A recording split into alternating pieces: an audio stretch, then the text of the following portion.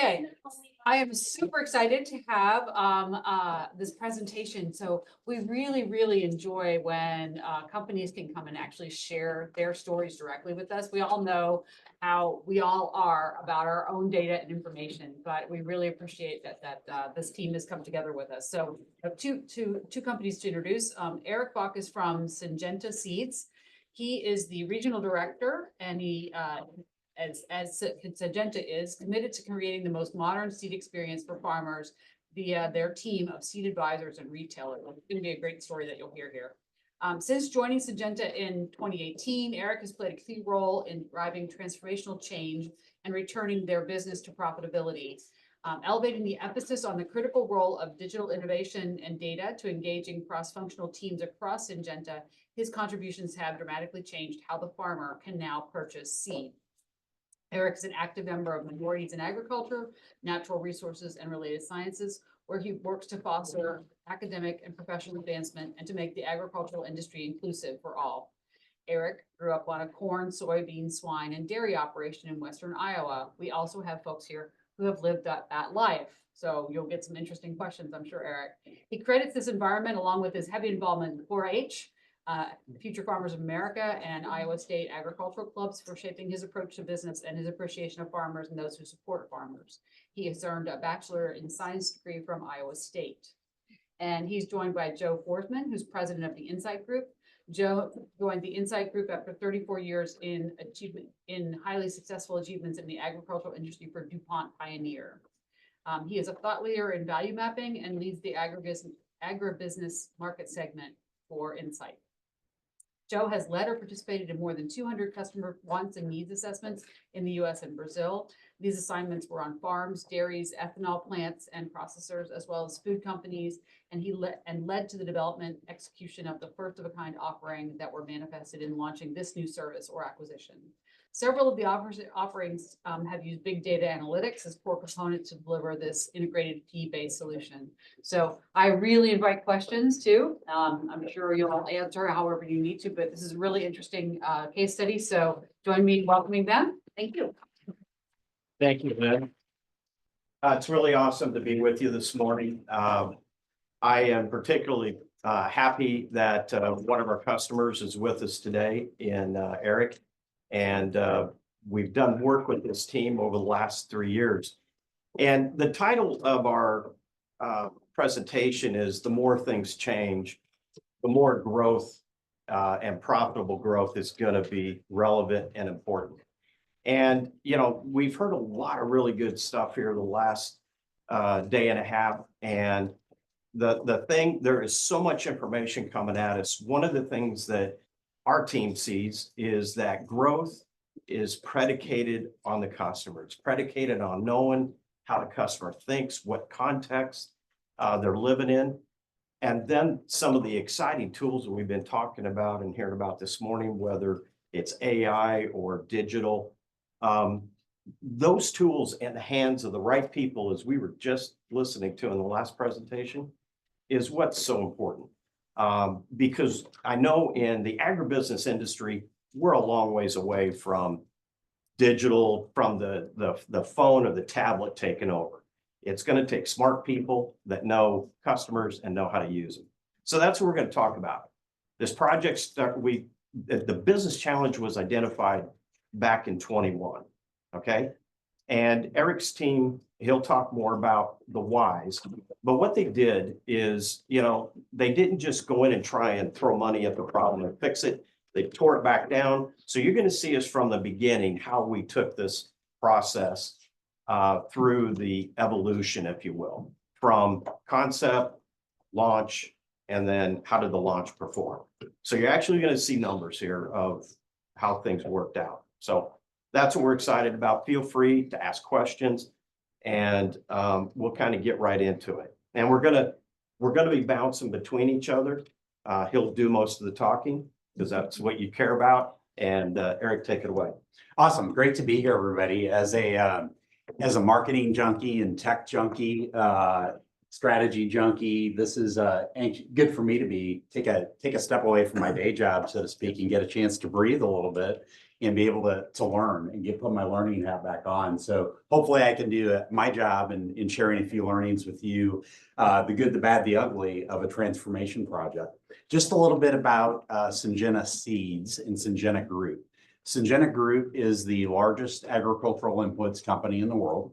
Syngenta Group is #1 in biologicals, #1 in herbicides, fungicides, insecticides. We're #3 in seeds. We aim to be #1, but aspirationally, there's a long ways to get to #1. And I'll talk about some of that aspiration with you along the way. My career is 30 years in the industry, 24 of which were with Pioneer. We were talking about Pioneer in the past and Corteva. That's where I met Joe along the way. And then I joined in 2018, I left to pursue a new opportunity at Syngenta as head of marketing, and then recently took over as president and regional director of North America. So that's what we've been working on. Why don't we get into the challenge? Let's go to the next slide. Okay. Whoops. So just to give you a feel for our seeds group so that I put some context on things. Our seed buying experiences fits how farmers buy seed. And when I say seed, I'm going to talk about corn and soybeans and wheat. Those are the primary products I'm talking about when we talk about seed. On the right side of the screen, you see the independent dealer network. Independent dealers are contractors or individuals have a private business that sell their seed. GHX is what we're going to talk about today, and that's an offshoot of it, which is really around direct buying experience with farmers, where farmers buy direct. And that's really an unusual piece of the industry, something new. So maybe that's more phase 2, phase 3 of what we learned about this morning from a scanning the industry standpoint. And then there's retail, which is retail is sold through people who also sell crop protection products like chemistry and insecticide. So just a bit of background in the industry. We view our customer as the farmer. And the farmer has, just to acclimate, the average farmer is about 2,500 acres of corn and soybeans. And average farmer would have what, an operating note or operating line of how many million? The revenue created from that would be over 2.5 million. Over 2.5 million. Now. And the average seed purchase would be about $200,000. So just to give you a feel for who we're talking about to level set the room. What was the acreage? 2,500 acres. Yeah. So like any industry that's got big numbers in it, there's probably active 80 to 100,000 farmers out there. But, you know, that curve looks where, you know, it's not even 80-20 anymore. You've got extremely large operations. Probably the top 1,000 operations are raising, what would you say, 65% of the production? Yeah, we'll talk about grower segmentation a little bit. The segment we're going after, which is called a multi-generational operation, is 55% of all the agricultural output in the United States. Hence, you can see the complexity in the routes to market. And internally, you know, he lives at, I used to live it, but internally, you have dramatically different ways of thinking about when you're going 2-step or 3-step in some cases versus direct.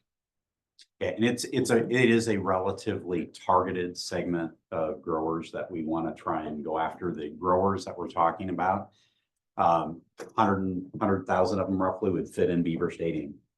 Yeah. Real quick clarifying question. You said multi-generational. You literally families and generational farmers. Yes. That's a great question. I'll answer it now and then I'll unpack it a little later.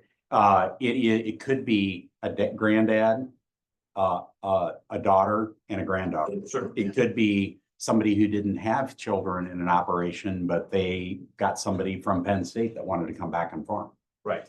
So it's multiple generations that are involved in the farming operation. Right. Thank you.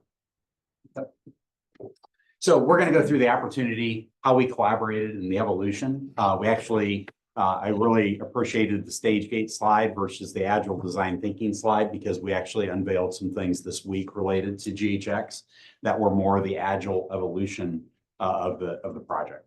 So let's just keep going. So I'll just give you some dynamics in the seed industry. When I think about why did this come to be, there's really kind of what I would say a phase 1 from your presentation this morning, a phase one where we had some pain. And then there was this phase three on the horizon where we saw an opportunity. And I'll unpack the phase one and the phase three a little bit for you here. When you sell seed, farmers buy seed once a year. So in fact, we always talk about how do you get good salespeople in selling seed, because the person at Verizon store or AT&T store is doing 60 calls a day, right? We're getting a chance to sell a person once a year. The seed industry has sold seed the same way since the 1930s. In fact, I could pull up an invoice from 1940 on paper from my grandpa's file, and I could compare it to an invoice today in the industry, and it's going to say the same thing. Gross price times the number of units times an early pay cash discount times a quantity discount, and that's going to give you the net price. Same way, 1930s till now. Farmers are really frustrated with it. Not only that, Syngenta Seeds along the way, I'll just unpack the farmer side of it first. So imagine being a farmer who's spending $200,000 a year on seed. And just to give you perspective, I'm an Iowa Stater. We were talking about our Houston, Iowa State battle this year. I had some hearing surgery at the University of Iowa. So you can imagine being an arch rival going into the University of Iowa, having surgery done in your ears. Each year was about $20,000 to have done. Farmers spending $200,000 a year on their crop. And they never, 70% of them, roughly 70%, never receive a follow-up service call on their purchase. One of the most frustrating things of being a farmer is somebody who comes and sells you seed, but never follows up on it. So there was an opportunity for real disruption to take place through a high service, high digital model that we're going to talk about putting in place. Not only that, but that way of selling seed I talked about, where that invoice is the same. Imagine being a farmer who's got multiple $1 million at stake in the fall, harvesting. It's November 28th, coming off of Thanksgiving, trying to get a day with your family. You've still got crop in the field. You're trying to do tillage, and the seed salesperson's coming saying, I got to have your decision on your $200,000 seed purchase by tomorrow, or you're going to miss the discount. Not good. That's Quick question. Yeah. When do they order? What time of year? Do they take delivery all at the beginning of the season, or is it spread out? The ordering and payment takes place in the fall. That deadline I was talking about has been the historical deadline of November 30th. And then they take delivery through the spring. Yeah, but it's a real painful event for them, right? Seed buying was painful, and we aim to make it more enjoyable, more relevant to them. So that's what it was. So there's service decline. And digital adoption is also another slower piece in the industry. You know, at the time, Monsanto and now Bayer spent a lot of money on climate. Probably you've heard about buying climate. Pioneer spent a lot of money buying granular. Digital adoption has gone slow in agriculture, and it's been very frustrating for the industry. And we aim to bring in digital adoption in a way that was relevant to a farmer. Yeah, if you think about it, every time a tractor planter goes across an acre or a combine goes across an acre, every second there's over 25 to 50 data points getting captured. And it's, so you got private data, you got public data. You can start to fill the cloud up really quick on the massive information. But the problem is solutions haven't really come out of it, or at least it's been slow. So the last thing I'll just set up for you is the pain of phase one. Connecting back to this morning, Syngenta Seeds is relatively a young company formed in 2004, and formed by buying many other companies and pulling them together, and buying 15% market share and having let that market share split to about 8% in 2018. So significant value loss along the way. And a group of us came in 2018 and were charged with how do we reinvigorate the business? How do we get it going again? How do we grow it? And we've done that. We've gone from negative profit to a positive profit and being a very strong contributor in a $30 billion company. So and GHX is a big part of how we've made that happen. Okay. I don't know if we got to spend time here unless you want to. No. So now we'll kind of start talking about how we got into it and what we did here. So the Insight Group, we have 10 business elements that have best practices behind it that we support our customers with. And in this particular example, we were focused on market management and then specifically around the customer's perception of services, the customer's perception of an offering. And there is kind of a linear approach here that kind of grounded us as we move forward. And I'm sure you're familiar with value mapping. Value mapping's been around a long time. What I found interesting, I first got exposed to it when I was at DuPont, had a chance to go to Wharton for the executive marketing course. And a professor from Duke shared it. It seemed very straightforward, very logical. And then at times when I was in the company at DuPont, it seemed like it was almost too simple for some of the executives. And what my belief is that the backbone of this requires a customer engagement, requires it on a deeper context. So when we do one of these discussions, it'll be an hour-long discussion.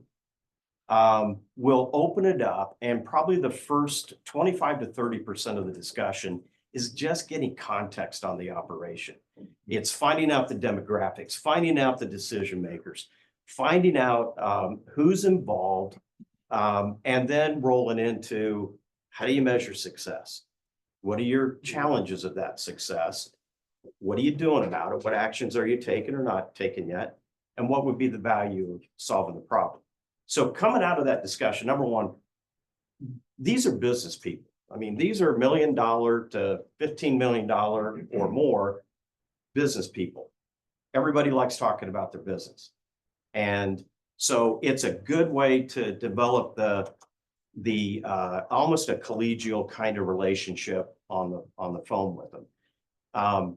And then, you know, we have them, with the Syngenta team, I'll just move right into it. Whoops. I'll get it. Reset that. There, try it out. So with the Syngenta team, what we did is we developed a list of attributes. They had, from previous work, identified 16 different attributes on what the grower, what the farmer customer considered in making a purchase decision. And initially when Eric was telling me he had 16, I was like, really? But he was right. As we went through and had our interviews, all of these got votes. Now we gave the customer the opportunity to eliminate those that weren't part of the set. And we went through and we had them allocate the 100 points, as you would typically do. What we found is that 5 of these really mattered, over 50%, in making up and influencing the purchase decision. And, oh, I did it again. I gotta change my hand. We're good. I'll stay. Thank you. Okay, so what this allowed us to do is to create a 2x2 matrix of price by quality, right? And you end up, we had the customer where they had familiarity with whoever they had familiarity with from a competitive and Syngenta standpoint, rate each of those brands against the attributes that matter to them.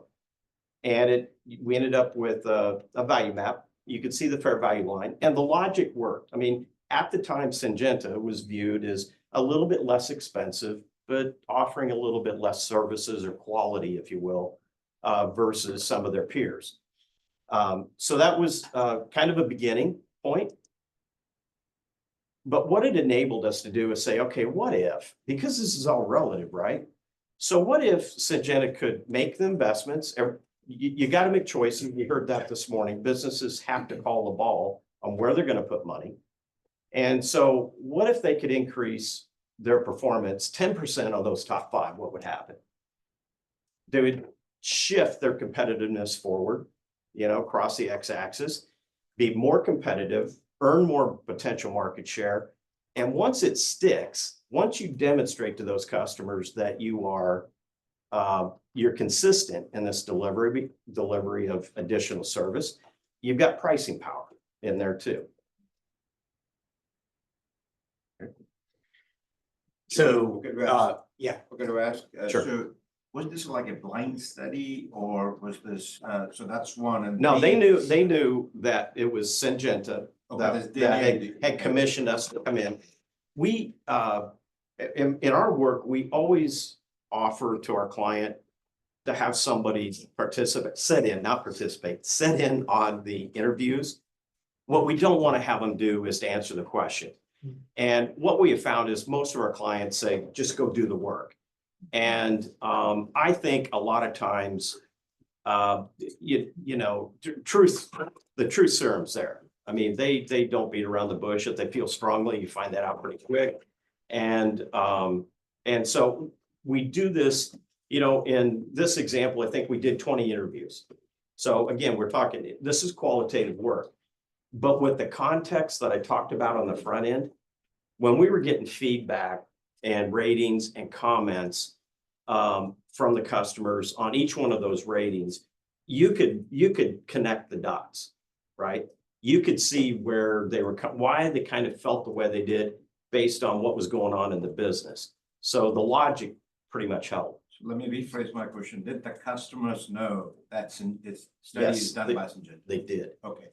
B, how do you, I'm a practitioner, I'm not an academic, I'm a practitioner, not in your space, I'm in food, but completely different space.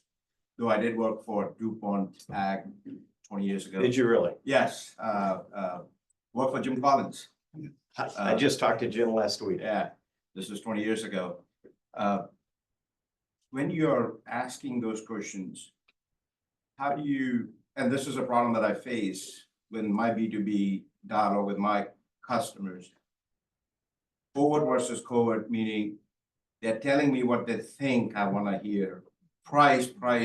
No, it's not really price. So how do you really parse that out rather than they telling me what they think I need to be hearing versus what truly their pain points are? So when we walk them through those attributes, we have a definition that we stick to, all right? So they give us their point of view on each one of those attributes, and then they give us their rating. Well, you rated Syngenta 5 here on this, on delivering technology. And they'll tell us why. So we hold the pricing question out separately so that we have, you know, sometimes they'd even go back to their invoice and say, well, this is my average price, and tell us that. So we separate out the qualitative versus the pricing. That's good, yeah. And we don't, I'm going to show you here in a minute, there is, it won't be a surprise to anybody, but there are some pretty much big relevations when you compare what a customer says and what a rep says. Yes, yeah, absolutely. Oh, yeah. Yeah, and will remind me to talk culture Yeah. towards the end. I want to hit company culture, but I'll give you one little snippet of it. The impetus of part of this also started right in the first quarter of 2019. Syngenta Seeds was built as a very traditional B2B company. It was built as the customer being the seed advisor who sold to the farmer. And the result of that was 8% market share loss over a 20-year period, right? So the focus in 2019 was to really do a hard strategy shift and mindset shift to the farmer being the customer and our resellers being our partners, right? So that was a key shift. And the reason I bring that into play here is because this next end decision maker and the personal interactions, digital personal interactions, all this fits into the targeted segment that we're going after, which is that multi-generational farmer. And even though 80% say they will buy inputs online, that doesn't necessarily mean they're doing that. Because who's making a $200,000 purchase online? Right? There's agronomic advice that comes with it. There's all that importance. They want to make sure they're looking somebody in the eye saying, you know, they want, so it's the phrase of a digital and AI empowered person is going to be the difference in the future. That's really what we're kind of going after here. The other piece I'll just add in from the discussion this morning is we had a shift. We had a little bit of I think a falter in the launch of GHX. And one of the strategic changes we made is we did have our data insights and analytics person report into me. And so that shift made information move faster. And because the entire business, this change we're talking about affected every part of the business. It affected research and product development. It affected production and supply chain. We have to produce our seed with farmers. It's a biological product. All that, every part of the business had a touch change. So we needed that information flow going well. I have a quick question. The multi-generational decision makers, what were the practical implications of that, or knowing that? How did that change how they make decisions or how you help them? Yeah, we'll get into Maybe I'm it. getting ahead, So I'll just start high level. The biggest problem with it is 55% of the output's being driven from that segment of a farmer. And the segment that we were big in at the time was actually not that segment. And our competitors were bigger in this segment than us. What's the one you were big in? The one we were big in was a traditionalist. And the traditionals acreage was going backwards, and they were retiring, they were quitting, they were going out of business. This segment is acquiring new acres, they're growing, right. So you want to be selling this segment. So then, right. The traditionalist is the one that's going to a retailer, tell me what I need to do. Okay. And that next gen typically has that 45 and year old less, 30 to 45 in there. That's hunger for technology, that wants to be more, look, they're not getting to make decisions. If you grew up on a farm, you kind of get that. The seniority is real. And so they're having to figure out ways to influence the generation older and try to do it before the generation older is no longer really active. And that's probably one of the secrets of trying to figure So out. there's this transition that they're both getting older, where that's at some point the older is clearly making the call, and then it becomes more shared over time. Is that fair to say? Yeah, Shared or delegated. over time. 45-year-old is a young pup. Yeah. Yeah. Yeah. The other challenge with this segment, and I'll just, when I say the word agronomist, how many of you know what I mean when I say agronomist? Okay, so an agronomist is a person that understands plant physiology, soil technology. You're trained in it. Penn State, I'm sure, has an agronomy degree here. And one of the things we see in this segment is many of the decision makers in the farms actually were agronomists for a company at one point in time. So they in some cases knew more because of their cutting edge on the farm, making business decisions, knew more than some of our salespeople and our agronomists. And so when you talk about irrelevance, the speed of change outside being faster than inside your organization, that's an issue, right? Yes. That's part of what happens with the segment too, is they're very knowledgeable, very sophisticated.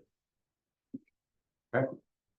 So we started the journey of GHX, actually started even before 2021. It started with a focus on extremely large farmers, 10,000 acre farmers, and we generated some of these ideas, went into GHX, and we came out with a mantra of being bold, modern, simple, and seamless with the GHX model.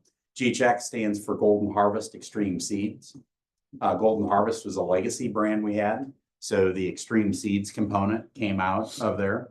And it really combines the best of people and digital technology coming together on a farm with that farmer. And that's really what it's all about.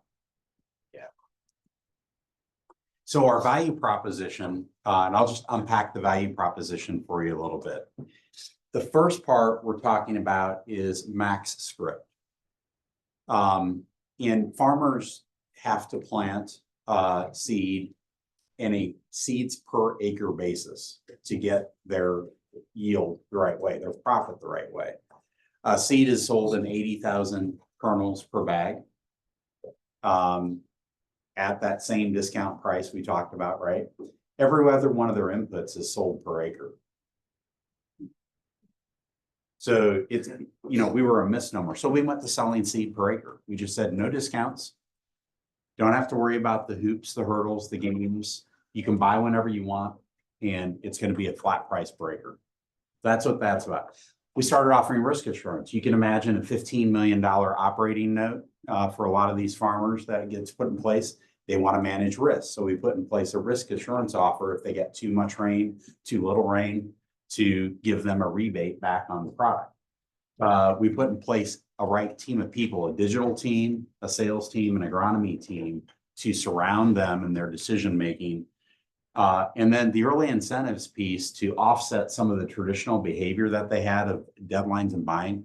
Early incentives are really around agronomic incentives of giving advice on the farm to those individuals. Then the digital experience and the no programs. And digital experience is right in the app, and I can pull the app up here and show you what's in the app. Okay. So 2022 launch, you can see some of the marketing materials that we had there, but really getting at simplifying your operation, the straight up seed experience. We got a lot of traction with that, because it was really a disruptive experience to anybody else in the industry of what they were offering. In fact, when you were talking this morning about like a ludicrous idea, Right. We heard that was coming back from our competitors. Mhm. So, just to give you a feel for that said to us we were in the right spot of doing something different. Okay. Okay, so I mentioned this earlier. In that launch, we went out and talked to customers and prospects about the offering. We had descriptions of what the offering was, and we asked them to identify the importance and the priority in their business that element of the offer would have. And on the left-hand side, we have customers.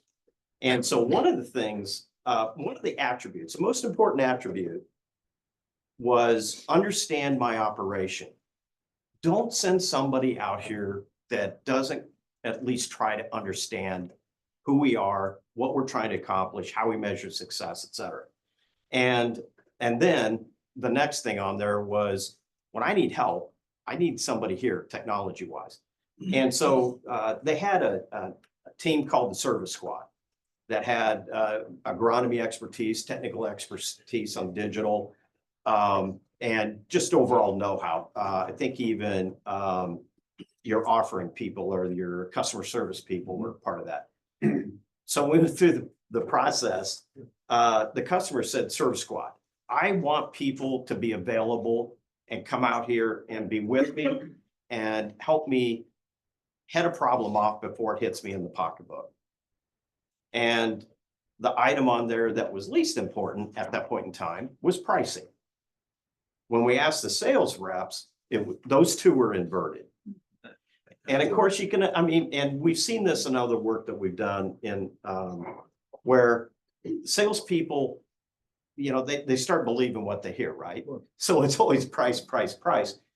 But it's that understanding and asking enough questions that you can moderate that noise. Because at the end of the day, if you really get in and understand an operation and you understand their needs and you develop those relationships, the noise from the price will wither away. And it created an opportunity for the team to say, look, we need to hear it, empathize with it, but don't take it literal. And that definitely, I think, had an impact. So we like to say, as we've evolved it, the difference with GHX is the knowledge coming to the operation from our people and our app. And that's how we've really taken that difference to be set apart from the others in the industry. So there's a number of things here. I won't go into all in detail, but yield intelligence. Yield is the amount of yield a farmer gets on their field that they sell. Financial foresight and business connectivity. Those are all the things that the farmers are telling us they're getting value out of as this business has been growing. We launched the project in the states of Iowa and Illinois. And we also had a concurrent project going around portfolio performance, genetics, and in corn genetics, it's a 7-year cycle. So you get a predictability of where you're going to be. Now we're launching the products across Indiana, Ohio, Michigan, Wisconsin, Minnesota, North Dakota, South Dakota. So we see strength in our northern portfolio coming online that we want to be prepared for to launch this. And so the other changes, you know, culturally, I talked about, culturally, Syngenta was made up of people from Pioneer, people from Monsanto, people from Beck's, even Legacy way back when Garst is a company. And so there's a lot of different ways of how to do things. And a lot of opt-out mentality. So we've had to organizationally change our org health and our culture to be much more, we're going to have trust, we're going to have debate, but when we commit, we're going to commit and we're going to go execute clearly, because this is a very disruptive internal and external project that we're bringing to market. Yeah, I don't think you can, that, at least for me, going through this process with Eric and his team,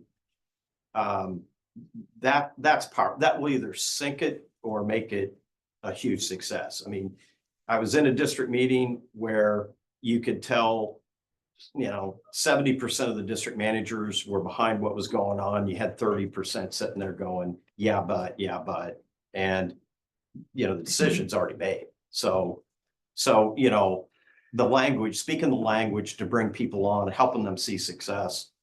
I think this team has done a really nice job of doing that. So digital adoption, I mentioned earlier, digital adoption has been a challenge in the ag industry. A lot of companies have spent money on it and it just hasn't taken there. So what we really did is we had to take a step back.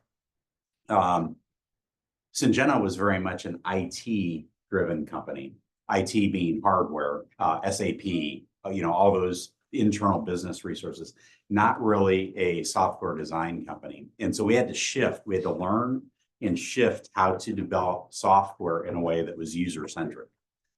We could farm it out or, you know, hire it out, but really we felt like this was a long-term investment we needed to make in talent to be able to get the right people put in place. Agronomy features are the most valuable features. So if I'm a farmer today and I'm outside, I was just commenting on the way in at Uber that the corn is greener here than it is back in Illinois. But they want to be able to see satellite imagery on their fields, satellite imagery that's heat mapped based upon where there's problems. They don't want to have to go hunt for it. They want it to be intuitive at their fingertips. Those are the type of things that we did in this app. And the key is that not everybody in a multi-generational operation that we're targeting may be digitally savvy. In fact, the decision maker may not be the one that is using the app. It may be the operations person that's using the app that has to figure out, where do I go spray a field today to kill weeds, or where do I have insects that I have to solve for? And we have to figure out how to operate in that ecosystem. So that's what we've done with the app.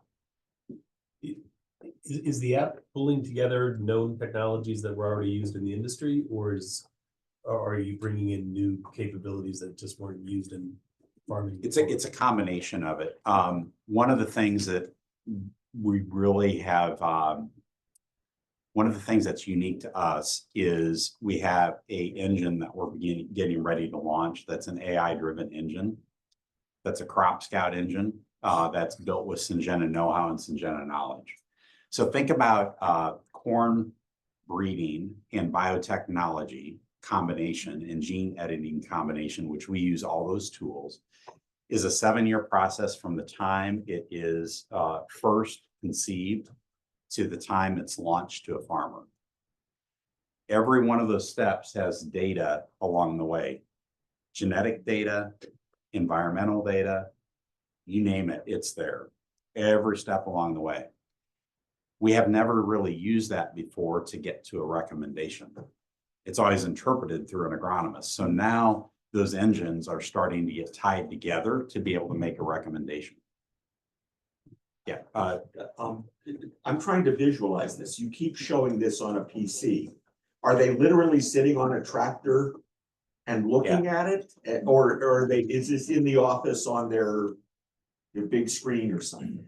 Yeah, it's right here. It's an app. It's on on the the phone. internet. And What's me? My fat finger. I mean, can it's they right here. automate control of how the seeding is going on because It of the interacts app? with John Deere, it interacts with Case IH, but it doesn't control equipment. Right.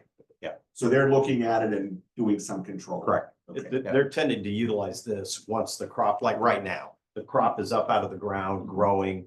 So you got the environmental factors. I'm sure you got weather in there. You got things in there that are affecting the crop today. When the crop goes in, you've got hardware mounted by the OEMs that geospace and lock down what hybrid, where it is, day was planted, and other data points. And they're controlling how densely they're Yes, dropping absolutely, material. Okay, absolutely. They can change it on the fly. got it. The risk assurance aspect of the value prop is pretty fascinating for agriculture, considering all the things like weather and Mhm. bugs or insects, whatever. So how do you tie the agronomy and the user and the risk assurance together? I mean, how do you offset things that are like, locust broods or whatever, offset that which is going to potentially occur and the cost of the risk assurance? Yeah, so big picture, let's think about US politics. The Farm Bill is always a controversial issue in the Farm Bill. And within the Farm Bill, crop insurance is always controversial, right? So there's been a movement for farmers to try and have something other than crop insurance to help protect their farm. That was a need we identified. We call it AgriClimb is what we call our risk assurance offer.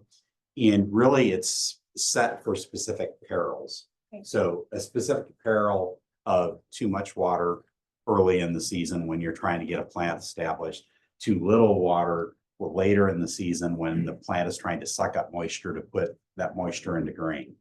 So you have specific perils, and it's got a lot of science behind it, just like State Farm Insurance would have science behind their stuff, right? So that's how we've done that. And we get rewarded through that, through increased purchases. Thank you. Other questions right now? Okay, so let's talk about some of the proof points. We like to think about our measures. I spend a lot of time doing P&L management, so I spend a lot of time on EBITDA and EBITDA margin and that type of stuff. But when it really comes down to it, what drives that? It's these farmer-based measures that you see here. And we're comparing the GHX measures to the classic or traditional model, the golden harvest model. And so retention is grower retention. So out of every 100 farmers that you sell, what percentage do you retain the next year? And you can see a significant increase in corn, which is you can see the year corn 75% to 70%.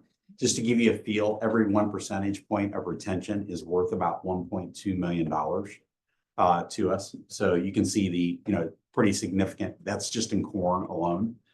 Sophomore retention is also another key metric. Sophomore retention would be, I sell them the first year and they've never bought before. How likely are they to buy the next year as a repeat customer? They're not a long-term customer. They're just getting going. And this is where the seed industry, and in particular, Syngenta, has had a lot of problems where people try once, but they never come back. So we wanted to see a difference there. We're at 60% and 61% versus sub 50%. Ideally, we'd like to be at 70%. So we're working to change the model in a way that gets us to 70%. Some of that is we've got to improve our people selection for the people that we're putting into the model. Some of it is we've got some product fit issues that we're working through yet that we think will help close that gap. And then you can look at the percent of acquisition. GHX is our acquisition arm. It's the way we're going to grow our business in the future. And you can see, by and large, our new customers are coming in through the GHX model. Yes. A question really around the retention you talked about. So how do you get like qualitative insights from those who don't come the second time? Because if you're asking them the right questions, you find out the reasons why they're not willing to purchase from you second year or second time. So what kind of questions do you ask and how do you approach those conversations so that you're friendly enough for them to give you the information? Yeah, so how are we measuring? The question is, how are we measuring our lost customers? Yes. And why are they leaving? Maybe you can talk about some of the questions you asked and I'll go into the bigger picture. So in our work, it's not uncommon to see certain segments tried different brands year after year. And as you can imagine, when you're making the kind of investment he talked about at $200,000, if we're in, let's say the first quarter of a year where planting's gonna be going on, you know, it's at the end of the first quarter. If companies are behind, they panic and they start slicing prices and offering deals.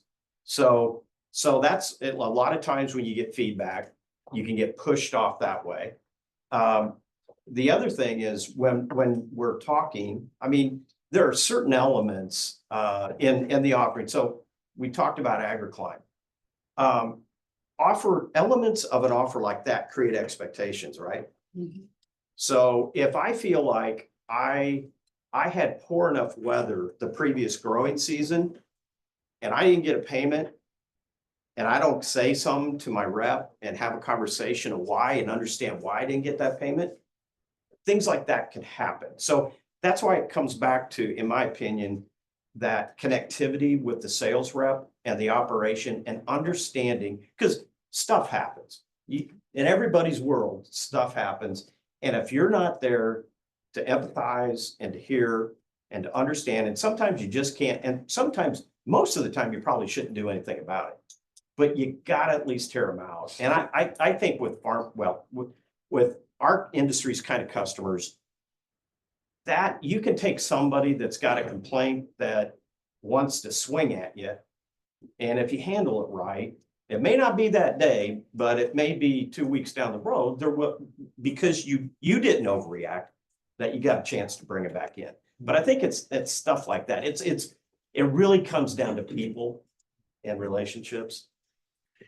Yeah, so we one thing, just to set what good looks like on that first line, retention, what good looks like, the best in the industry do 85%. Okay, so 15%, there's 15% churn even by the best in the industry, just give you a feel. We in August start doing surveys, and this is blind surveys through a company every August, September, October, November, December, January, February, March. 400 different farmers every month. They're never repeated. And we do a quantitative and a qualitative study on their purchase intentions. And so we get both the data and the words back about why they're not buying. And so then we factor that into our pieces. One of the other things we've done is we've tried to evolve beyond just a standard net promoter score to more emotional attachment. And one of the things we've seen is the emotional attachment with GHX is definitely higher than the net promoter score difference. So if you looked at net promoter scores across the industry, you're not going to see a lot of difference, but the emotional attachment is much higher with GHX. And we believe that's a better indicator of purchase intent. Yes. So for the emotional attachment, do you have a certain metric like an NPS? I worked with a product that used EPS, emotional promoter score. I don't know if you're... Yeah, we do have it. My data insights and analytics guy can tell you the intricate details of it. I can't. I just look at the number. Yeah, totally. But yeah. Cool. Yeah. Great presentation. On the value map earlier, you had a pretty tough competitor that was on there. Will you use the same data that you've used now to go in the next step to go after them and keep improving, or will you have to do more research? What's your thinking on that? I think it's going to constantly evolve, and we've set it up as a platform to be able to evolve with. We're trying to position ourselves in a place that is not replicable. So what we're doing on MaxScript, for example, anybody could go sell per acre, but not everybody can go sell with the right population on that acre because it requires some business insight behind the scenes to make the financials work the right way. And if you're a 30% market share company versus a 8% market share company, we can move faster. Does that make sense? Yeah, sure does. But that's a great question, Dan. I think this stuff always is changing, right? And so there is a frequency to it so that you can see your trend and you can get, as those 45-year-olds turn 50 and more active, all of a sudden, the dawning of AI and the potential in ag, I think, is enormous. And it's, you always want things to happen quicker, but I think it is a generational thing. And I do think we're going to see acceleration. Thank you. You made a comment before about the kind of people who deliver this more consultative sell, to use the common term. Is it just the sales rep that's supposed to deliver that consultative sell, or is it more like a B2B business where there's an engineer doing a lot of the customer service? I'm just curious. And did it mean you really had to hire different kinds of salespeople or a different kind of tech support person? Yeah, we could talk all afternoon on that question. The answer is yes. In the primary person is either what we call a GHX advisor or GHX specialist. The advisor is an independent agent. The specialist is an employee. And so they're the primary deliverer, but then you have an agronomy and a digital team in the background supporting them that also interacts with the farmer along the way. We use for the targeted set, the offer was built upon this multi-generational. We have a typing question set that we ask. It's only 7 questions. And ironically, a really good friend of mine who was head of our production and supply team, the data insights and analytics team did the typing question of all the production team. And they were having some problems with how we were implementing GHX. They came back as a different segment than the one we were targeting. So surprise, surprise, they didn't like it, right? So we have had to align like thinking along the way to be able to serve that segment. We have a question from Zoom. Do you have any insight on how you activated the decision makers, those less tech savvy, more experienced folks, when the benefit seems to be to someone else necessarily in the organization? Did you have to handle that differently? How do you handle that? As a farmer or a customer or as a employee inside the organization? From your side, how did you handle these less tech savvy the actual decision maker when So, you're yeah, talking to somebody else? Right? when they're really blessed with some highly capable people that can sit down with $15 million farm operations and talk the language of the graduate, the agronomy graduate that's interested in the technology, and pull their points of view to the table, to the discussion, while the decision makers there are hearing it. And I think that's you could say it's unfortunate. It's going to be really, really difficult for a lot of more junior people to have the kind of influence that honestly they're probably going to have to start to have. And I think that's one of the key roles that these advisors and specialists could play, is by pulling that out, demonstrating the opportunity that can be gained. Because what's good about this, Eric could probably go back to many of these operations and they could see an increase in their profitability because of the timing of decisions, because they had the right information when they needed it. They were planting higher populations. And, I've had some executives in some of the biggest seed companies say, probably the single biggest gain in productivity in corn production in the country was not really necessarily from the genetics, but planting at higher populations and getting more plants out there, more seeds out there. And that's where the technology becomes even more important, because if I've got to have a seed every 4 inches in any kind of condition, I got to have the tools to enable me to do that. And honestly, the industry does. So I'm just going to paraphrase a little bit of that as I'm listening to you, and we're talking about all kinds of AI and automation and all kinds of things. There is just this conversation that has to happen between the decision maker and your persons who are talking to them, and they have to have credibility. They do. Which might come in gray hair, but you have to have credibility, and it's really hard to figure out how you're going to substitute that. You're right. Well, there is no quick fix. It's not rocket science. It's good practical thinking. that if you can develop relationships and influence people, you can do this. I would just build on that a little bit. I mentioned culture and discipline before. Don't take this comment as that it's a top-down driven approach that we just dictate and go. Because one of the things that's important with an initiative like this is that the team actually follows the direction.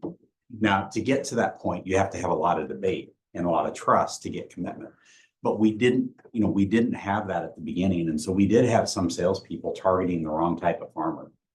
And then what happens is they start asking for offer pieces of the value prop that aren't in alignment with the offer or in alignment with the growers we want. And then you dilute it and then you lose focus.